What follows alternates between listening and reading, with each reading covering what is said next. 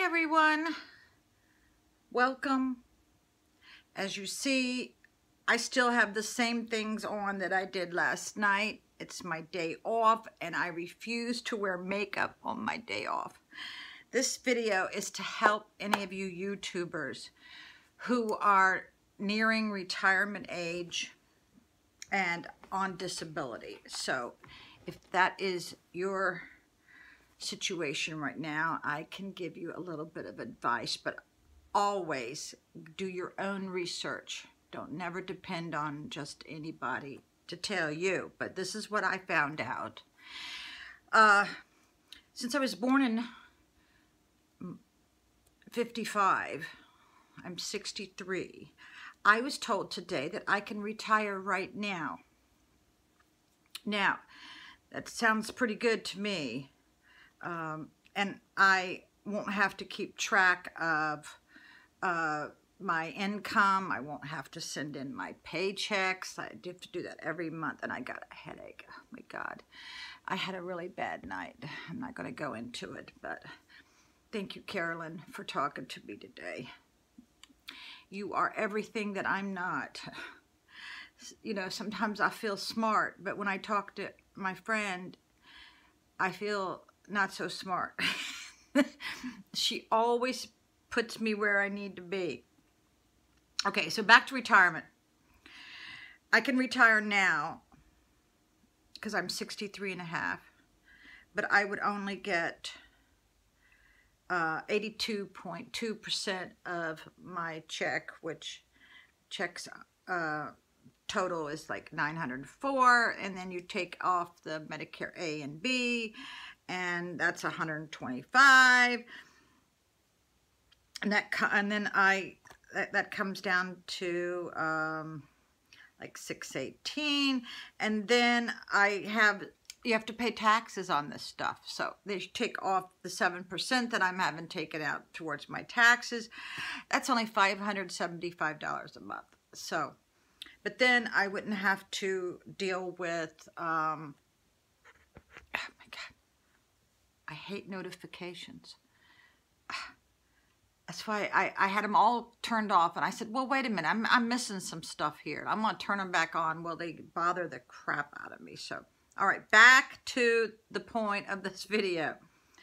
That would leave me $575, and then I wouldn't have to keep track of my income. I can do whatever I want. Of course, because I'm disabled, that limits me a lot. Okay, now, on the YouTube Adsense, that is considered self-employment as long as I keep under 80 hours a month. Well, if I do a 10-minute video every day times 30, that's 300 minutes. And if you divide that by 60, because there's 60 minutes in an hour, that's 5 hours. Okay, so yeah, I would keep under the 80 hours a month with no problem. Now, the lady I talked to, her name was Loretta. Always get the name of whoever you talk to and keep it in a journal. Anytime you make important phone calls, I've saved hundreds, thousands of dollars by writing somebody's name down and making them accountable. Then you always know who you can refer back to. So, because I'm on the trial work period, I'm allowed to go over 850. Now that figure changes from year to year. I'm allowed to go over 9 times. Well, she said I already went over twice last year. Well, that's not even counting what I went over this year. I think I went over by $5, which got me in trouble because then that counts as towards the 9 month of the trial work period. And what that is, they allow you to make, you can make like $1 million one month, they don't care. But it counts towards that 9 months. It's not really consecutive 9 months. It's 9 months over a period of time. And she said my trial work period started in September of 2017. But I think it started much sooner. I guess that's when they started keeping track. I don't know. So if I do hit over, I guess if I already gone over 4 times, I only have 5 times left. So let's say I go over for the month of October, November, December, you know, that only leaves me 2 other ones maybe for the next year. But then you go into what's called the extended period of eligibility. That is 36 months, 3 years, where if you go over, this is when the figure changes. Now this is after you've done your 9 months trial and you've gone over 9 months, okay?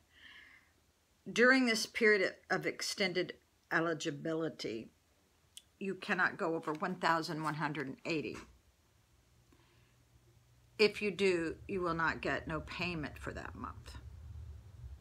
Okay. You won't get any payment. Wow. So, then I guess you just don't get it for that month, all right? So, I talked to them about passive income, and she says, well, sounds like passive income, but she says it's still like self-employment. So I got 2 different answers from her. Is it passive income or is it self-employment? Well, she goes, you don't have to figure that $850 if you are deducting your business expenses. So let's say I make $700 on my part-time job where they do take out taxes. And then I make like $300 with Adsense, okay?